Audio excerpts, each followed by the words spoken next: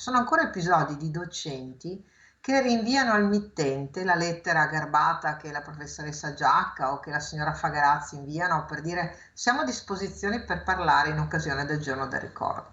Ecco, questo è quello che noi dobbiamo fare, continuare a perorare la causa della conoscenza di quelle pagine di storia strappate. Ci sono ancora delle sacche di negazionismo, dice l'assessore regionale all'istruzione Elena Donazzan, guardando le scuole nel giorno del ricordo dedicato alle vittime delle foibe, su quel dramma che ha coinvolto decine di migliaia di connazionali, prima vittime, poi esuli, la storia ufficiale ancora latita. Nemmeno nei libri di storia di oggi c'è scritto che cosa è stato il dramma degli italiani di Istria, Fiume e Dalmazia. Eppure li abbiamo qui, vicini a noi, dall'altra parte dell'acqua, perché il nostro Adriatico lo divide. Ricorda la comune lingua veneta parlata dagli esuli e l'antico legame storico e culturale tra le terre dell'Adriatico il presidente della regione Luca Zaia, che sottolinea come il dramma delle foibe e dell'esodo giuliano sia una ferita che appartiene alla nostra storia. Per il ministro bellunese Federico D'Inca ricordare è l'unico antidoto collettivo che abbiamo per rendere solida la memoria